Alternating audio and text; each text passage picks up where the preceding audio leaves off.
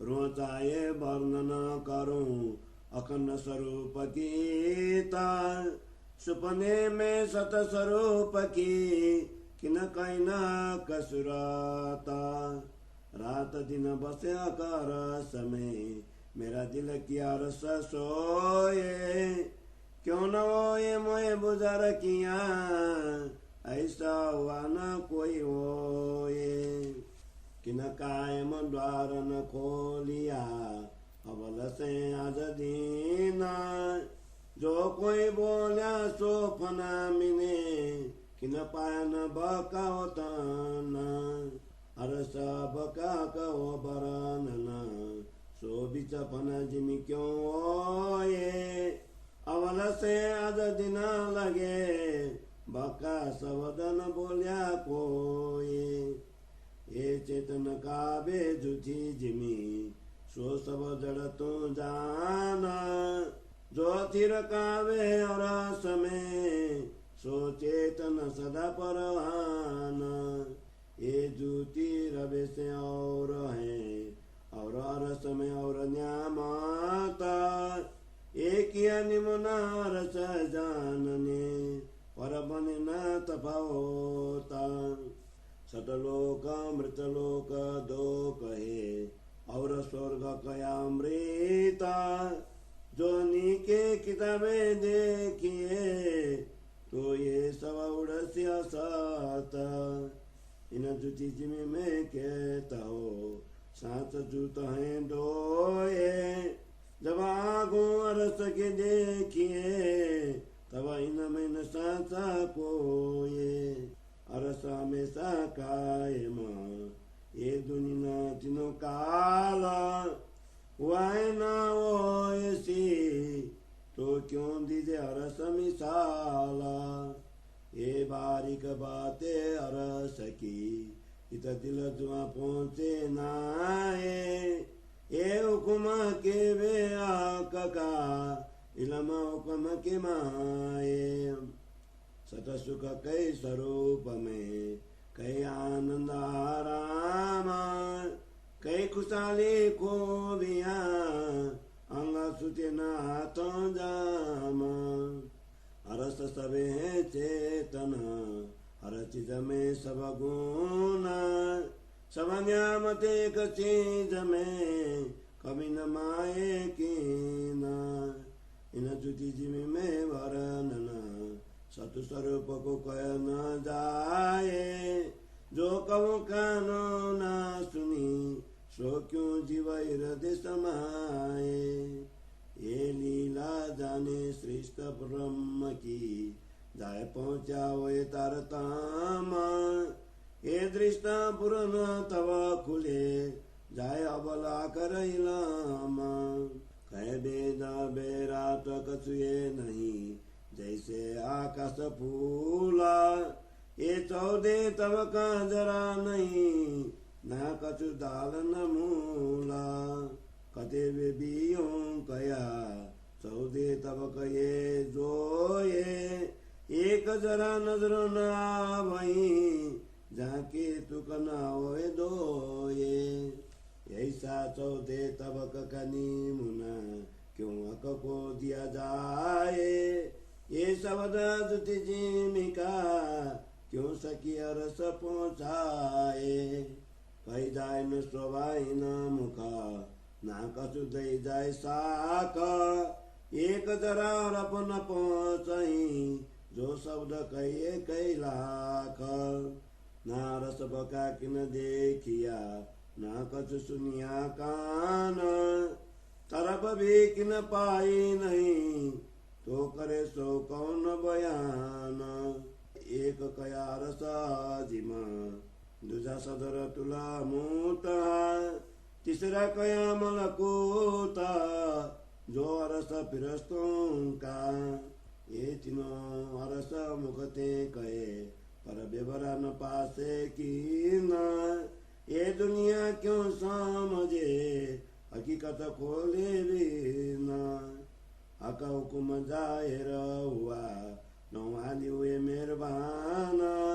खुली हकीकत मार पाता तो जाएर करूं पुरमान गिरौँ तीनों का बेवरा एक रुया और फिरास्ते किसरी कल काम जो उनकी ते उपजे रुए गिरों कैलाउती और फिरस्ते जबरूती और गिरों जो तीसरी जो कई मलकोती अबल खास रुआन की गिरो फिरस्तों की खासा काई और पुण्य की तीसरी ये जो आम खलक भाई दुनिया सरियत फजर बंदगी और फिरस्तों बंदगी की काता रुआ की कतई सका और इन पे मर फाता रुया सिक सोई लाउती जाके और साजिम में ताना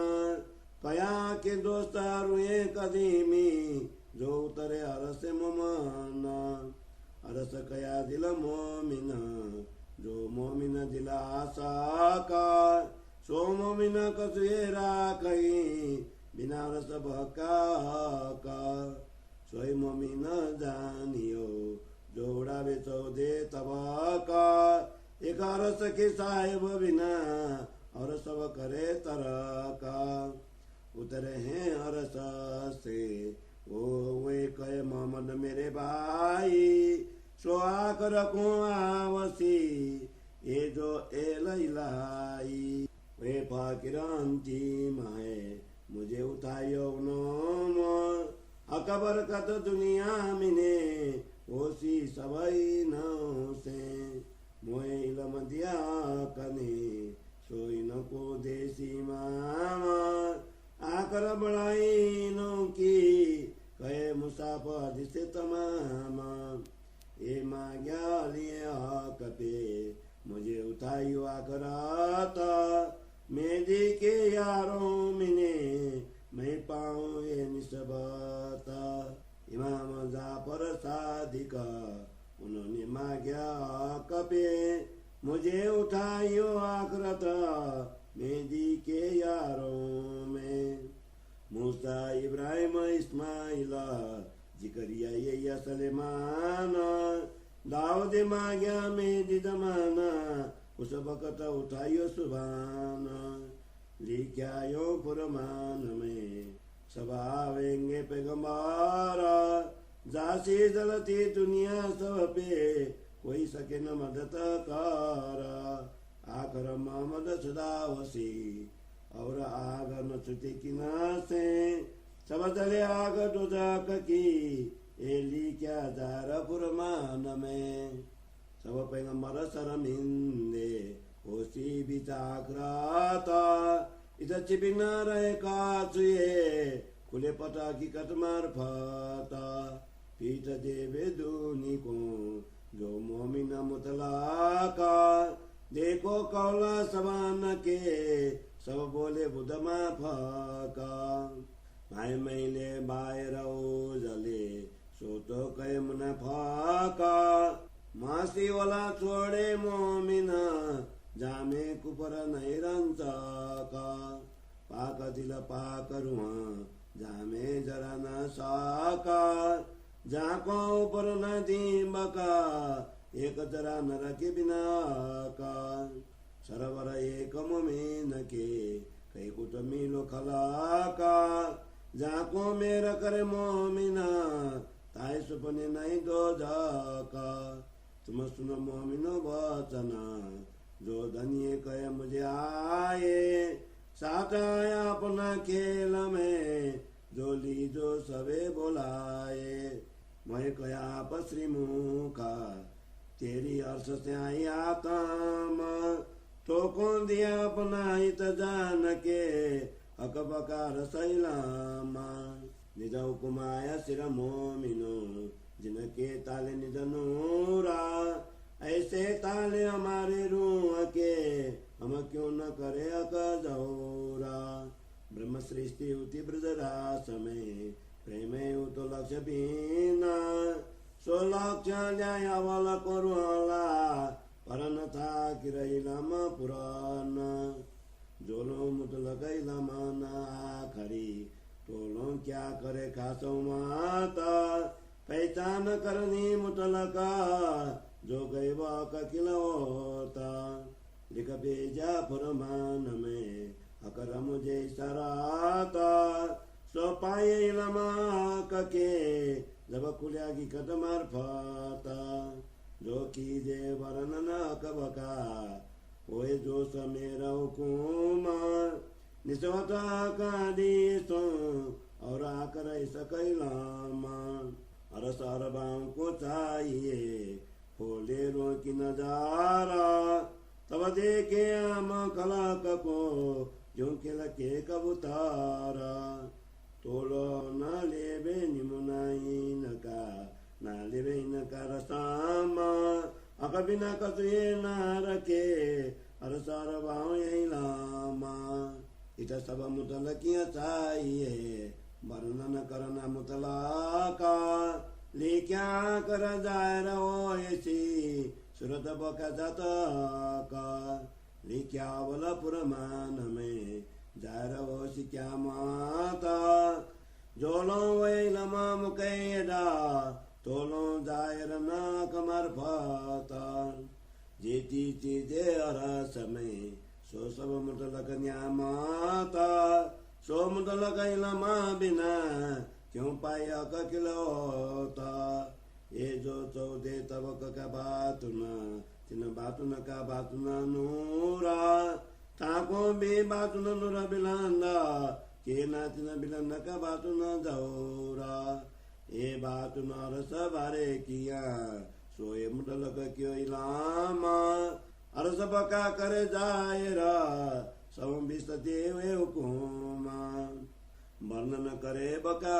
ककी हम जो अरसरबा लेवे सब मुतला किया हम से रहे न कछु छिपा और बात बारी कहे सुनो अरस छोड़ना है मोमीना और बातें मुतलक खेल की करसी अरस में देखे बिना हम जूती जिमी में आए नहीं जुत रहे न हमारी नजारा ब्रह्मांड उड़ा भी हरस कंकरी तोरू आगे रहे क्यों खारा और माया दिखाई हमको करी वास्ते हमारे होशी पूर्ण हमारी अरस में रू में करी दी लजे हमारू नाइया खेल में अकर सुख लिएता अकौक में न माया विदा सुख दिए करई कमाता हम तो हुए तो हुकुम तले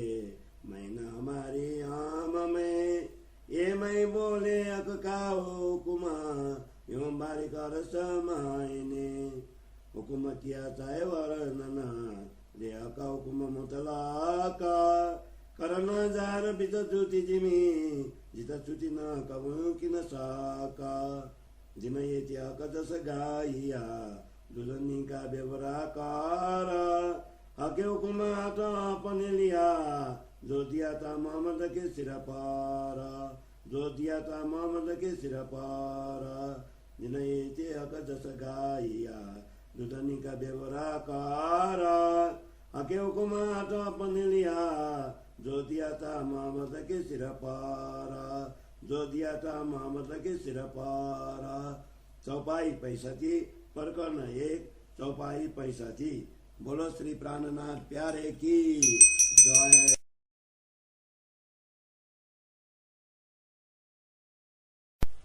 श्री तारतम सागर निज नाम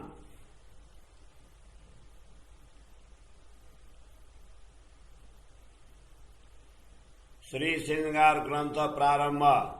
श्री श्रृंगार ग्रंथ का अवतरण विक्रम संवत 1740 से 1748 के मध्य श्री पद्मावतीपुरी पन्ना में हुआ। इस ग्रंथ में पूर्ण ब्रह्म परमात्मा श्री राजा जी एवं श्री श्यामा जी के नख सीख पर्यंत के श्रृंगार का भावपूर्ण विवरण दिया है। पूर्ण श्रृंगार का वर्णन होने का कारण इसे महाश्रृंगार भी कहा गया है। इस ग्रंथ में कुल 29 प्रकरण एवं 2211 चौपाइयां हैं तथा भाषा हिंदी है। श्री किताब महाश्रृंगार की जो हुक्म में वर्णन किया, मंगलाचरण को हिंदी सरलार्थ।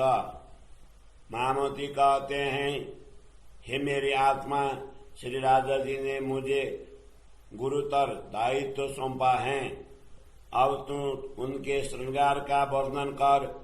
उन्होंने ब्रह्मात्माओं के हृदय को अपना धाम बनाया है, इसलिए तू संपूर्ण श्रृंगार से सुसज्जित उनके स्वरूप को अपने हृदय में अंकित कर। मेरी आत्मा इस नश्वर जगत में रहकर अक्षरातीत धामधनी के अखंड स्वरूप का वर्णन करना चाहती है, किंतु स्वप्नवत जगत में आज तक किसी ने भी सत्य स्वरूप परब्रह्म परमात्मा के चिन्मय स्वरूप का वर्णन नहीं किया है। श्री राजा जी सर्वदा अखंड परम धाम में रहते हैं। अब उन्होंने मेरे हृदय को अपना परम धाम बनाया है, इसीलिए मुझे श्रेष्ठतम गौरव क्यों प्राप्त नहीं होगा। यह विशेषता आज तक किसी को भी प्राप्त नहीं हुई है और भविष्य में भी नहीं होंगी। सृष्टि के आरंभ से लेकर आज तक किसी ने भी अखंड धाम के द्वार खोलकर उसे स्पष्ट नहीं किया है। जिन महापुरुषों ने वर्णन करने का प्रयत्न किया, वे भी नश्वर जगत तक भी सीमित रहे, उससे आगे अखंड का अनुभव नहीं कर सके। इस स्वप्नबद्ध जगत में अखंड प्रेम धाम तथा परब्रह्म परमात्मा के स्वरूप का वर्णन कैसे हो सकता है, क्योंकि सृष्टि के आरंभ से लेकर आज तक अखंड के विषय में किसी ने भी कुछ नहीं कहा है। इस नश्वर जगत में जो चेतन कहलाता है, उनको भी वस्तुतः जड़ ही समझना चाहिए। जो वस्तुएं अखंड प्रेम धाम में शाश्वत रूप में हैं, वे ही सर्वदा चेतन हैं। इस नश्वर जगत की रीति भिन्न प्रकार की हैं एवं अखंड प्रेम धाम की संपदा कुछ और ही है। वस्तुतः अखंड प्रेम धाम की पहचान के लिए ही उदाहरण स्वरूप नश्वर जगत की ये वस्तुएं हैं, किंतु इन दोनों में अंतर बताना भी सरल नहीं है। इस जगत में सत्य लोक एवं मृत लोक दोनों का वर्णन क्रमशः अखंड तथा नश्वर के रूप में किया गया है। साथ ही स्वर्ग को भी अमर कहा गया है, किंतु आप्त ग्रंथों धर्मशास्त्र के तल स्पर्शी अध्ययन से ज्ञात होता है कि ये सभी लोग मिटने वाले हैं। जब इस नश्वर जगत में बैठकर देखते हैं तो यहाँ पर सत्य तथा मिथ्या दोनों वस्तुएं दिखाई देती हैं। जब परम धाम के समझ से इनकी तुलना करते हैं तो ज्ञात होता है कि यहाँ पर कुछ भी सत्य नहीं है। परम धाम सर्वदा अखंड है एवं इस जगत का अस्तित्व तीनों काल भूत वर्तमान एवं भविष्य में नहीं है। न कभी इसका अस्तित्व था और न ही होगा, इसलिए परम धाम के साथ इसकी तुलना कैसे की जाए। परम धाम का रहस्य अत्यंत गूढ़ है। वह मन और वाणी दोनों से परे हैं। इतना भी श्री राजा जी के आदेश द्वारा ही वर्णन हो रहा है, क्योंकि इसी आदेश के अंतर्गत इनका अलौकिक ज्ञान छिपा हुआ है। श्री राजा जी के अखंड स्वरूप में अनेक प्रकार के सुख, शांति, प्रसन्नता आदि विशेषताएं हैं। इसीलिए यह परमानंद ब्रह्म आत्माओं के हृदय से आठों प्रहर नहीं छूटता है।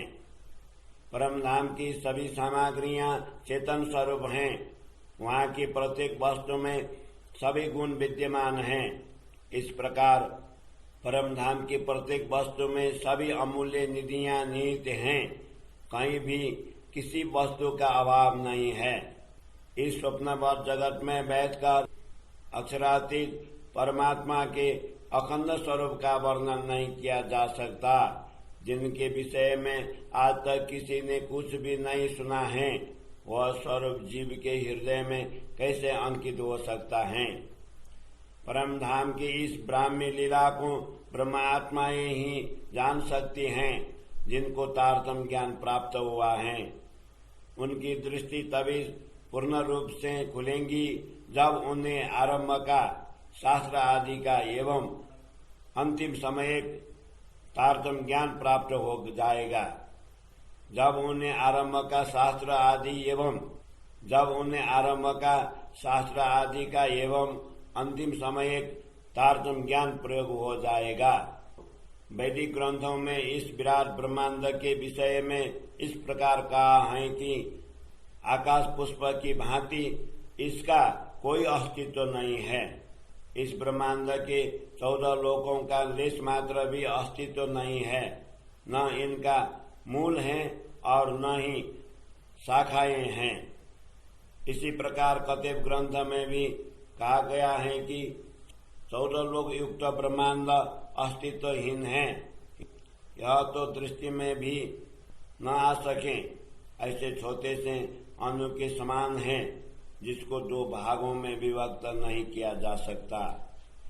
इसीलिए परब्रह्म परमात्मा के लिए ऐसे अस्तित्वहीन 14 लोकों का उदाहरण कैसे दिया जाएगा। वस्तुतः इस नश्वर भूमि के शब्दों से अखंड परम धाम की उपमा नहीं दी जा सकती है। इस नश्वर जीवा के द्वारा अखंड परम धाम की शोभा व्यक्त नहीं की जा सकती और न ही इन शब्दों से वहाँ की साक्षी दी जा सकती है। उसके लिए यहाँ पर लाखों शब्दों का प्रयोग क्यों न करे, किंतु यहाँ का एक शब्द भी वहाँ तक नहीं पहुँच सकता है। अखंड परम धाम को न किसी ने देखा है और न ही किसी ने इसके विषय में सुना है। इसकी दिशा भी अभी तक किसी को प्राप्त नहीं हुई है, तो उसके विषय में किस प्रकार वर्णन हो सकता है। परब्रह्म परमात्मा के दिव्य धाम को परम धाम कहा गया है। दूसरा धाम अक्षर धाम कहलाता है, जहाँ पर अक्षर ब्रह्म अधिष्ठित हैं। तीसरा स्थान वैकुंठ है, जो ब्रह्मा विष्णु एवं महेश का स्थान है। इस जगत के लोग अपने मुख से तो तीनों धामों की बात करते हैं, किंतु किसी के पास भी उनका विवरण नहीं है। वस्तुतः इनकी यथार्थता को स्पष्ट किए बिना जगत के लोग इन्हें कैसे समझ पाएंगे।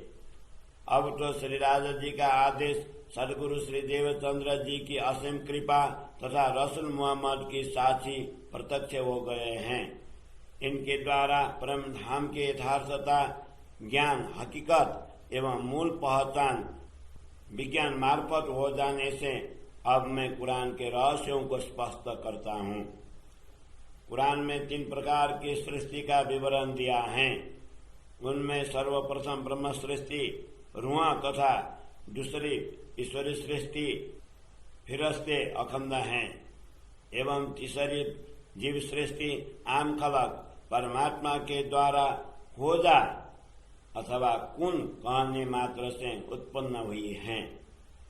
उक्त तीनों समुदायों में ब्रह्मात्माओं को लाहौती परम धाम में रहने वाली ईश्वरी सृष्टि को जबरूती अक्षर धाम में रहने वाली एवं तीसरी जीव सृष्टि को मलकुती वैकुंठ में रहने वाली कहा गया है।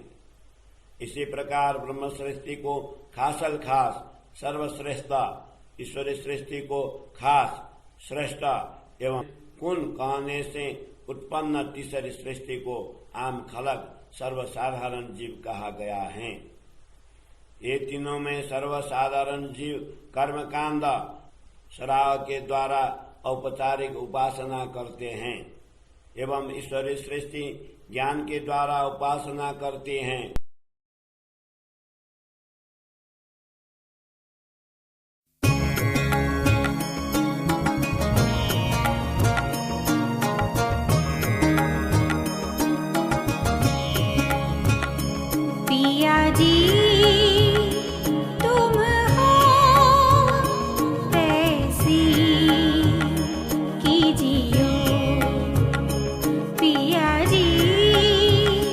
तुम हो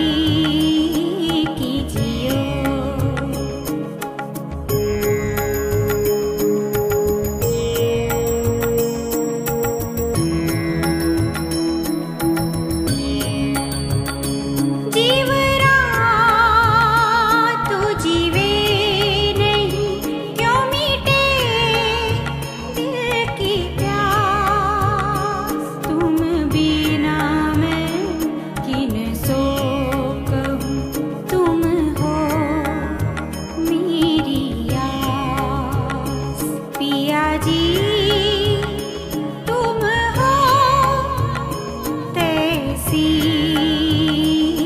कीजियो।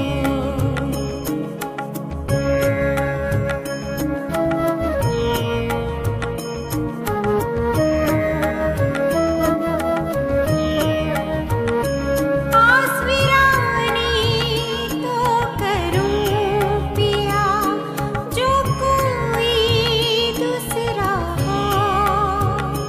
सब विध बालाजी